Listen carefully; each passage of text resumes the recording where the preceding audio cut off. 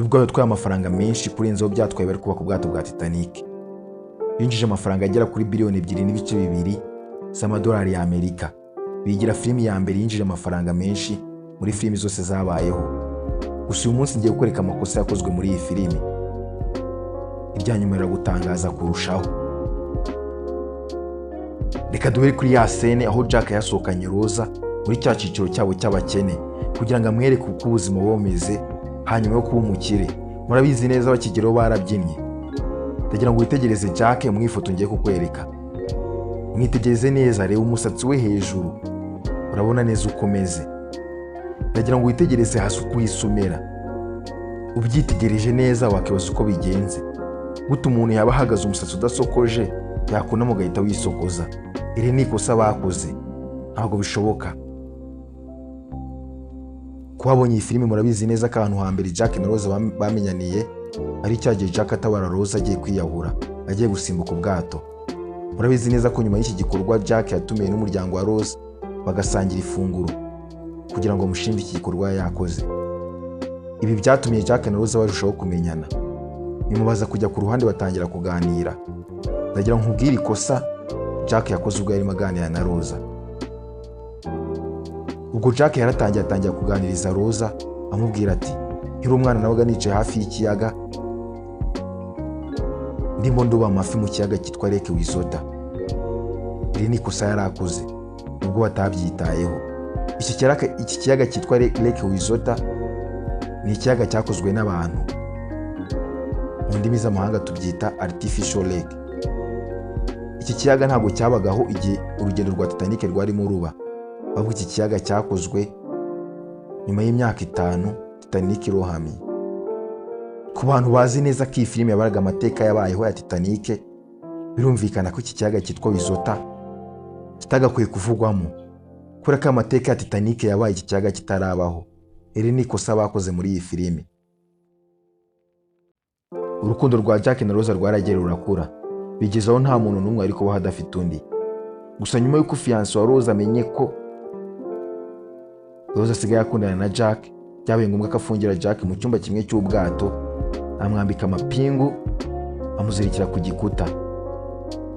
Ibi byakubitanye n'uko iyi Titanic yahise ikora impanuka. Biba ngombwa ko imiryango y'abakire itangira guhingishwa hakiri kare. Rose we yanze gusiga Jack mu bwato maze ajya kumushakisha.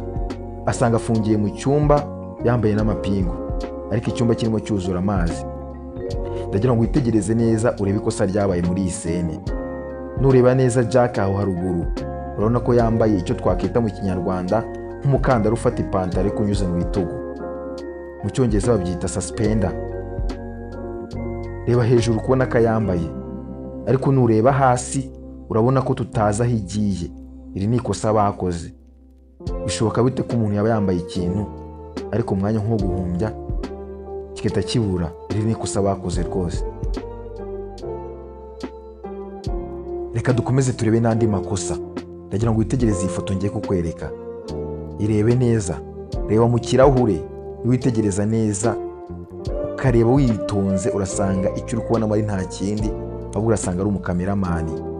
Urukona ko ikosa ryabaye maze umukameramani akagaragara mu kirahure arimo kamera.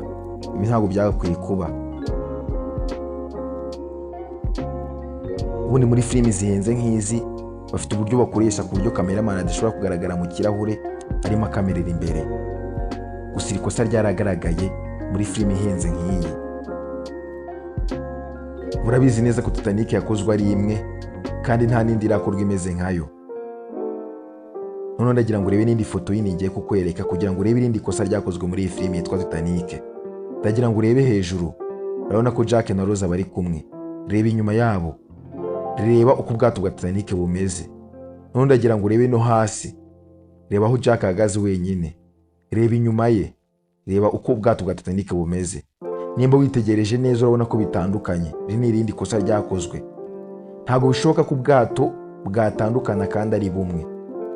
Ubwato bagiyemo ni bumwe ariko buratandukanye. Iri ni irindi kosa bakoze. Ntabwo hasa kandi ubwato bagiyemo ari bumwe.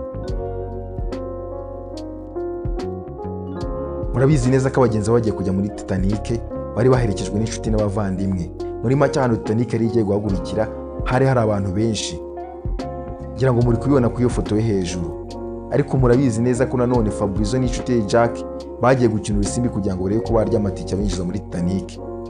Nureba hejuru ku iyo foto yo hejuru niho mvuga, urabona ko hari abantu benshi baje gusezera inshuti n'abavandimwe bagiye kujya muri Titanic. Ariko nureba hasi ugacisha mu idirishya aho Fabrizio yicaye, urabona abantu ntabahari. Wakibaza ngo abantu bagiye hehe? Iri ni ikosa bakoze. Ndabashimiye mwese mwabashije gukurikira Behind Enondeseni channel kuri uyu munsi.